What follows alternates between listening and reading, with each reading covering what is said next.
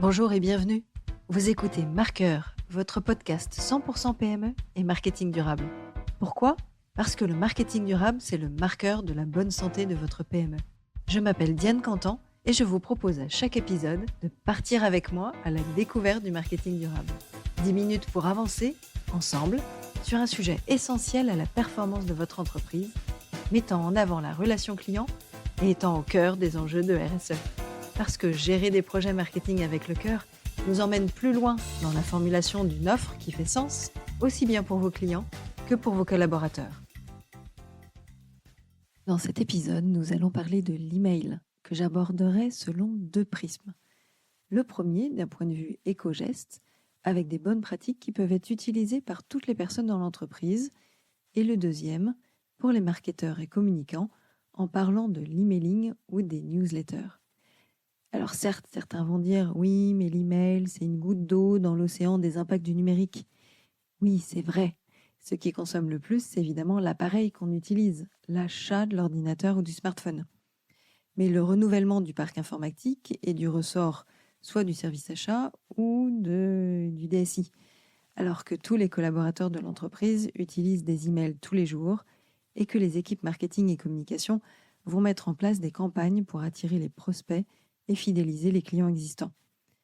Donc aujourd'hui, zoom sur comment être plus responsable et faire du marketing durable avec nos emails. Selon l'étude annuelle réalisée par Domo sur les données digitales, 231 millions de mails sont envoyés dans le monde toutes les 60 secondes. 231 millions de mails, énorme. Tout comme un produit, l'email a son propre cycle de vie. Il est créé, rédigé, c'est la phase la plus importante et impactante, puis il est transporté, le ou les destinataires le lisent, et enfin, il est soit stocké, peut-être pour des années, ou bien supprimé. Alors tout d'abord, parlons de l'éco-geste. Qu'est-ce qu'un éco-geste ? C'est une action faite par un collaborateur de l'entreprise qui est bénéfique pour l'environnement, l'écologie et qui permet de réduire les impacts énergétiques de l'entreprise. Donc c'est un geste bénéfique qui fait des économies. Vous êtes prêts non pas pour 5 ou 10, mais pour 12 astuces et bonnes pratiques sur nos emails au quotidien d'entreprise ? Alors, la première, faire du tri dans nos emails. Vous avez peut-être participé à l'édition 2023 du Digital Cleanup Day en mars dernier. Je l'ai fait et j'ai embarqué les collaborateurs d'un de mes clients également. En tout, 2308 Digital Cleanup ont été organisés en France pour le tri des données, le réemploi et ou le recyclage du matériel informatique. Plus de 500 000 personnes ont été impliquées et les efforts fournis par toutes les entreprises ont permis d'économiser 1806 tonnes de CO2 équivalent. Plus de 35 millions d'emails ont été supprimés sur cette édition, soit 6 millions de plus qu'en 2022. Alors, si on veut faire du tri dans ces emails régulièrement, ou si vous ne l'avez jamais fait, donc première étape, trier ces mails par poids pour supprimer les plus lourds. Vous pouvez aussi, dans la barre de recherche de votre boîte Gmail, par exemple, taper entre guillemets size largeur 2.4M, fermez les guillemets, pour lister tous les mails de plus de 4 mégas. Vous pouvez également les trier par pièce jointe ou bien par date et supprimer tous les très très vieux mails. Ou encore faire entre guillemets is.unread, UNREAD, fermez le guillemet, pour lister tous les mails jamais ouverts. Auquel cas ceux-là doivent être absolument supprimés, à moins de les avoir reçus il y a moins de 15 jours, sinon vous pouvez être sûr que vous ne reviendrez jamais sur vos précédents mails non lus.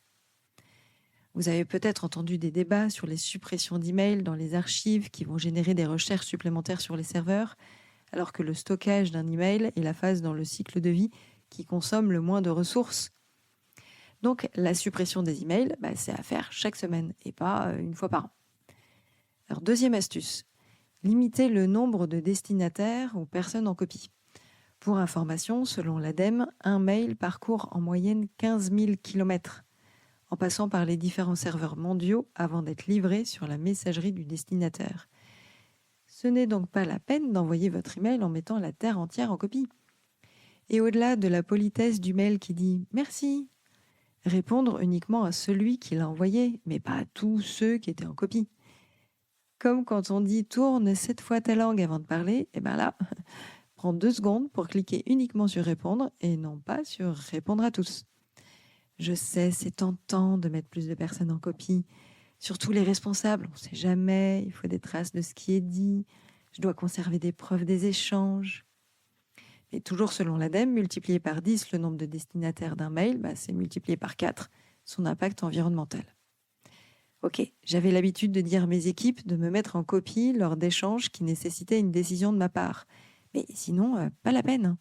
Quand on est responsable ou directeur marketing, on reçoit parfois des centaines de mails par jour, ce qui était mon cas. Quand on a d'ailleurs tendance à vouloir les lire en réunion, mais bon, ça c'est un autre débat sur l'attention et la concentration. Idem, pas la peine de mettre tous ses collaborateurs en copie ou bien ses alternants lorsqu'ils sont en semaine de cours. Vous ferez un récap avec ces derniers lorsqu'ils reviendront la semaine suivante. Troisième astuce, privilégiez la messagerie instantanée avec vos collègues. Eh bien oui, privilégiez le chat en interne en utilisant les messageries telles que Teams ou Google Chat qui seront moins énergivores, notamment pour tous vos messages courts. Il y a une entreprise bretonne, Tribal, qui se dit être la première messagerie instantanée éthique et éco-responsable. Privilégiez également avec vos collègues les liens vers les répertoires partagés de l'entreprise. Oui, ça évite de mettre en la pièce jointe. En externe, il faut aussi limiter le poids des mails. Là, souvent, on n'a pas le choix, on souhaite partager un fichier de travail. Mais a-t-on, avec son client, des drives partagés, des répertoires sécurisés où les données ne transitent uniquement que via ce chemin? C'est une façon de sécuriser les données, pratique pour le RGPD, Règlement général de la protection des données, mais c'est aussi une façon d'éviter d'avoir les fichiers stockés à trop d'endroits et donc de créer des doublons. Si pas le choix, évitez de mettre des pièces jointes trop lourdes. Oui, c'est un réflexe. Et oui, certes, cela peut faire perdre 1 ou 2 minutes en amont, mais cela permet de stocker le fichier uniquement lors du téléchargement plutôt que de le stocker à 2 endroits différents. Serveur historique des emails plus le serveur des drives et répertoires personnels et communs. Donc on arrive à notre 5e astuce qui est choisir les plateformes de transfert de fichiers plus responsables. Vous allez privilégier un hébergeur avec des serveurs en France ou en Europe plutôt que des serveurs à l'étranger. Là aussi, pour des raisons évidentes de faire déplacer l'information moins loin. C'est pas la consommation du manger local, c'est un peu pareil sur l'utilisation de ces données numériques. Selon le guide d'un numérique plus responsable de l'ADEME, rédigé par Bella Lotto, on peut citer Framadrop, en plateforme de partage de fichiers de manière confidentielle, Firefox Send, Swiss Transfer, le service d'Infomaniac. Mais vous pouvez aussi utiliser la plateforme Filvert. 6e astuce, réduire la taille des images ou des fichiers. Si le fichier est une image, on peut la réduire en amont. Exemple avec un site type compresseur.io. Si ce fichier est en format natif, type Word, Excel, PowerPoint, peut-on le transformer en PDF afin qu'il soit moins lourd? Cela nécessite évidemment que notre interlocuteur n'ait pas besoin de faire des modifications dessus. Mais le fichier pourra être enregistré en qualité web. Ça, c'est à programmer dans les paramètres. Évitez de mettre trop d'images dans les signatures de mail ou tout du moins veillez à ce qu'elles aient un poids le plus petit possible. De la même façon, évitez trop de couleurs ou de polices farfelues dans les mails. Vous pouvez tout à fait choisir le format texte plutôt que le format HTML dans vos paramètres de boîte mail. 7e astuce, se désabonner des newsletters. Oui, surtout les non lus. Évidemment, peu importe le job qu'on occupe dans l'entreprise, on va avoir tendance à s'inscrire à de nombreuses newsletters. Tout comme on le ferait pour alléger nos boîtes mail perso, et pour éviter de recevoir trop de mails qu'on n'aurait pas le temps de lire, il est utile de temps en temps de voir les newsletters reçus sur les 3 derniers mois, par exemple. Est-ce que c'est toujours d'actualité ? Est-ce que le contenu est toujours pertinent pour moi ? Les a-t-on ouverts et cliqué sur un des liens pour lire l'article en entier ? Si oui, d'accord, on conserve la newsletter. Et si on a tendance à se dire « ouais, mais on ne sait jamais, c'est peut-être intéressant, son contenu sur les prochains envois », non, c'est pas bon signe. Il vaut mieux se désabonner. 8e astuce, lutter contre les spams. Vous pouvez installer un outil anti-spam pour nettoyer votre boîte mail et gagner du temps dans les tris des emails. Pensez à supprimer régulièrement vos courriers indésirables. Normalement, il y a d'office des règles d'usage qui les suppriment au bout de 30 jours. Et vérifiez les paramètres. Le plus connu dans l'outil anti-spam, c'est CleanFox. 9e astuce, préférez le Wi-Fi à la 4G. Moins énergivore, c'est plus économe, plus rapide. 10e astuce, ne pas imprimer les emails, une évidence, ni les pièces jointes associées. 11e astuce, organisez votre boîte de messagerie en triant vos mails avec des répertoires dédiés, des mots-clés. C'est plus facile pour retrouver ces archives ou les supprimer d'un coup, plusieurs catégories d'emails. Et enfin, dernière bonne pratique, la 12e, évidemment, le mail qui permet de réduire l'empreinte environnementale et le mail qu'on n'écrit pas. Donc si on a un message à faire passer à un collègue, eh bien on se lève de sa chaise, on prend l'escalier plutôt que l'ascenseur pour lui en parler. On fait du sport, on échange en vrai et on économise de l'énergie. Ouais, triple bénéfice, c'est tout parfait tout ça. Deuxième prisme de cet épisode, à destination des marketeurs, réaliser des campagnes d'emailing plus responsables. Alors évidemment, tout ce qu'on a évoqué avant est adaptable aux campagnes marketing, notamment les 4 points que sont les cibles, les visuels, les plateformes utilisées, les désabonnements. D'abord les cibles. Concernant les destinataires, on va cibler au mieux son listing de contacts, personnaliser au maximum le message à faire passer à ses cibles. Faire le tri régulièrement de ses contacts, mettre à jour les adresses mail, supprimer les contacts dont les adresses mail sont fausses. On sait très bien en B2B, par exemple, que les collaborateurs changent de poste et d'entreprise régulièrement et donc d'email. Il faut être attentif aussi aux désabonnements, mais aux contacts qui n'ont pas ouvert nos emails ces 3 ou 6 derniers mois. Est-ce toujours pertinent de les solliciter à nouveau ? Peut-être pouvons-nous prévoir une campagne dédiée pour cette cible et s'assurer que nos produits et services sont toujours utiles pour eux. Il faut s'assurer également qu'on a collecté les données uniquement nécessaires aux campagnes de personnalisation. Pas de champs inutiles en amont lors des inscriptions des prospects ou clients. Quand on parle de communication responsable, c'est aussi faire du business en prenant soin de faire mieux et pas de chercher à tout prix à toucher le plus de monde possible.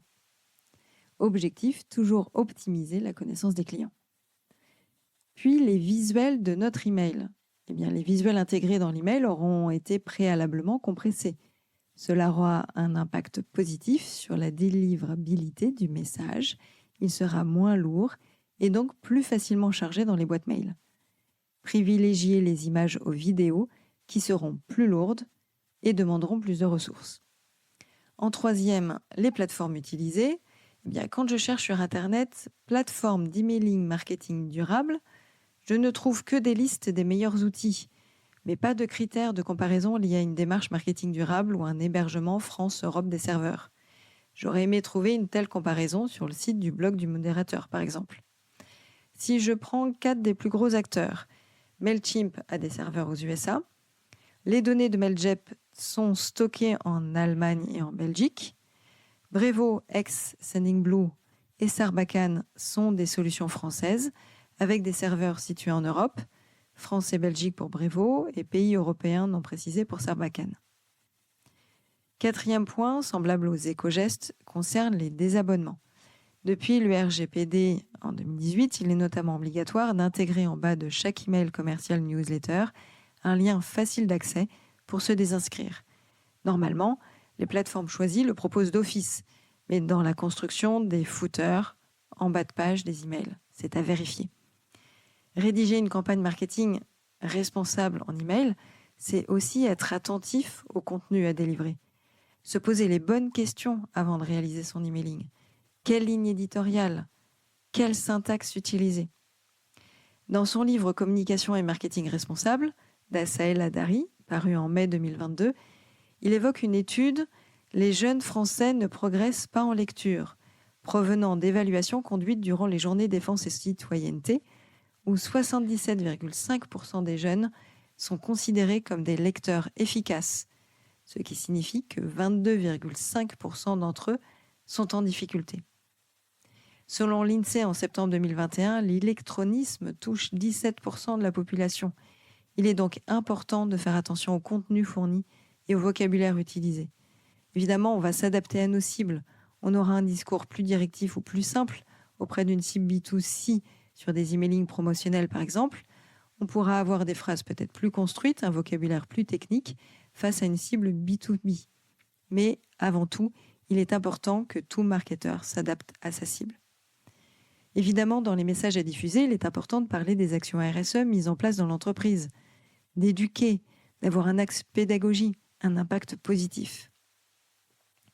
Autre point, est-ce que mon email permet une accessibilité numérique ? Pour les personnes en situation de handicap mental, il est important d'être sensibilisé au langage FALC, facile à lire et à comprendre. C'est une méthode qui a pour but de traduire un langage classique et un langage simplifié. Autre point, être attentif à l'objet du mail et à l'identification de l'expéditeur. Cela fait partie d'une transparence de communication et de l'honnêteté dans les messages promotionnels envoyés. Ce sont les basiques d'une communication responsable. Dans le footer, pensez à ajouter la phrase « N'imprimez cet email que nécessaire » ou « Imprimez-le en recto verso noir et blanc », à rendre visibles les mentions légales et les clauses de confidentialité liées à la CNIL et au RGPD. Enfin, un des moyens de limiter l'impact du numérique est de limiter le nombre d'emails envoyés aux clients. Vérifie-t-on les nombres de mails envoyés par les différents services de l'entreprise, l'équipe commerciale, le marketing, la comptabilité, le service formation et tous les autres départements de l'entreprise ? Eh bien, c'est peut-être l'occasion de mutualiser les emails ou de simplifier les contenus transmis. J'arrive à la fin de cet épisode et j'espère que vous aurez des clés concrètes et opérationnelles à mettre en place pour limiter votre impact numérique via les éco-gestes, mais aussi pour réaliser des campagnes marketing d'emailing plus responsables et durables. Vous trouverez dans le descriptif de l'épisode toutes les sources et liens utilisés. Merci de m'avoir écouté sur ce podcast marqueur. Si vous avez des souhaits de sujets à aborder, n'hésitez pas à l'indiquer en commentaire ou en message sur LinkedIn. À bientôt pour un prochain épisode.